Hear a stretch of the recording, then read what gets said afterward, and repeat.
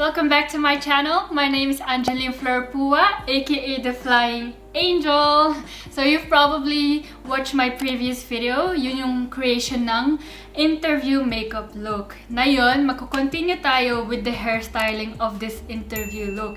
Ano ba yung hairstyling ko ng interview look? Well, as I was saying on the previous video, na more focused ako on my face, na very natural lang yung makeup. So what I did is a high bun. Now, ang difference na yun is kasi noon may hair extensions ako at saka mas mahaba yung buhok ko.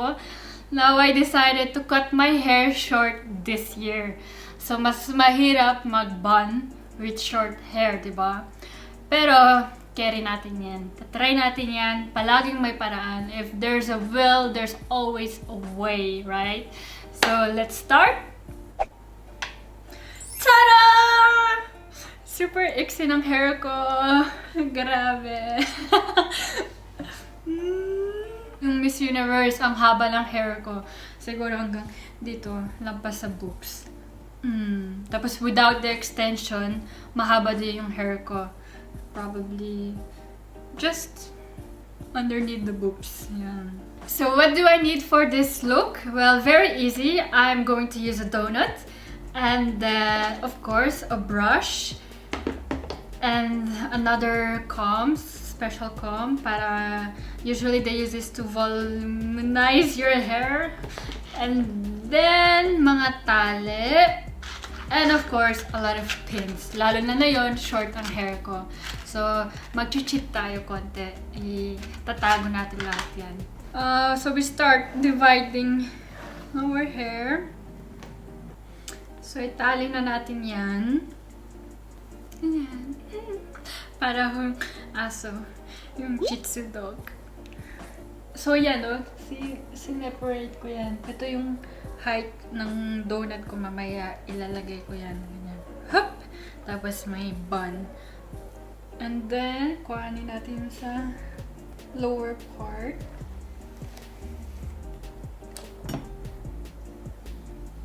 Okay lang yan. Pag may mga nahuhulog na buhok.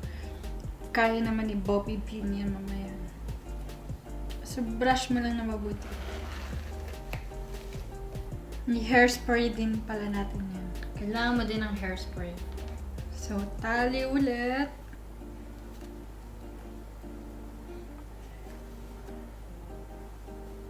So, yung mga nahulog, kumuha ka na malapad or how you call it, mahabang bobby pin. So you'll need two kinds, a short one and a long one. Yung long, ginagamit ko kasi yan, di ba? Iksi ng hair ko, i-stuck lang natin paloob. Ganun. Tapos bobby pin mo lang yan. Kung ayaw mo mag-bobby pin, pwede din hairspray. So, yan. Parang pineapple. Pina colada. And then, we'll take our donut. See? We're almost there. Ikalat mo lang yung hair mo sa donut para matakpan yung donut. And then, you'll need another hair tie to go over the donut. 1, 2, 3. Very basic lang yung mga materials ko. You could use another hair tie if you have. But I just want to show you that you can make a donut with this basic hair accessories. Tapos cover mo lang yung donut. Spread mo yung hair. Na yun, itong excess hair, ihila mo palikod. Almost done. And then, I will use my other bobby pins. Mga ganyan. Iipit mo lang yan sa donut para bumaba siyang ganyan. I think the hair bun was the first time I did it on any competition that I joined. And only on the interview part, nag-hair bun ako. And then of course, yung prelim look ko, naka-hair bun din ako. Para maalala ko ng mga judges na ako, yun yung naka-bun.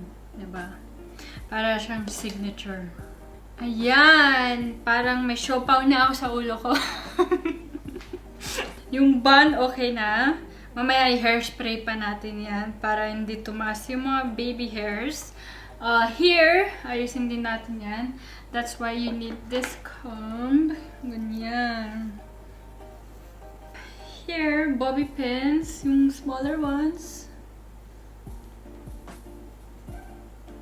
Kaya kung ayaw mong gumamit ng bobby pins, hairspray. Ta-da!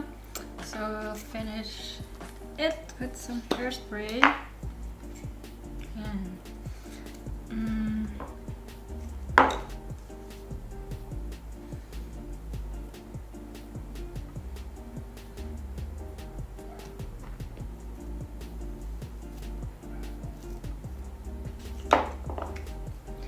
Come on, baby hair. Kasi kung mahaba ang buhok mo, madali lang yan. Pero since maiksi yung buhok ko, carry pa rin yun. Tara! Tapos na! Yan na yung hair look. Kung may baby hair, spray ka lang ng hairspray pa more. I'm gonna share you one secret that I used. Ito ay hair puff.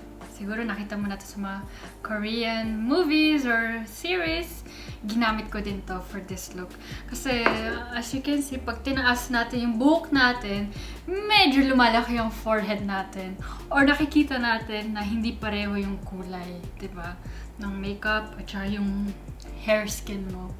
Ngayon, with this magic stuff, this hair puff, I discovered pwede natin ilagay dito para lumiit ang ulo, ang forehead, ang ulo natin para mas maliit yung face. And as you can see, meron din ako heart shape po. Kasi gusto ko straight lahat yan, covered.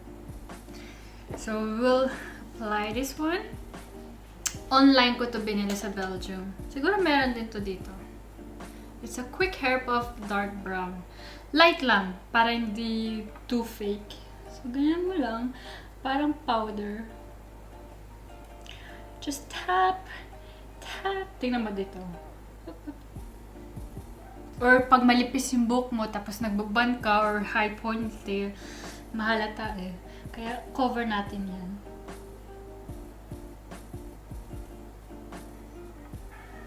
Sabi kasi ng mga mommies ko, naglagay daw ako ng ganito para mas maliit ang mukha.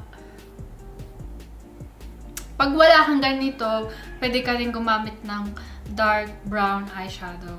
Yun ang ginamit namin. Yung pinapractice namin itong look. Tsaka madali siya matanggal. I mean, 1 ligo lang. Wala na agad. Ay, itsura parang baby hairs lang yun, di ba? So yeah. That's it. Ano mo lang ng brush ulit. Ta-da! Now the look is complete. Oh no, almost complete. I'm just gonna get changed and I'll be back to complete the look.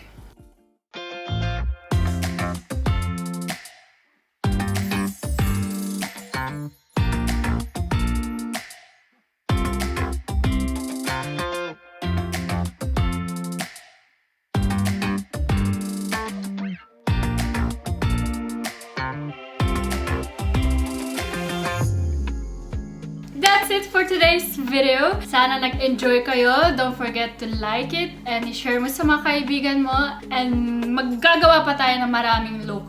May prelim, may final, may pictorial look. So make sure you're subscribed to this channel. See ya!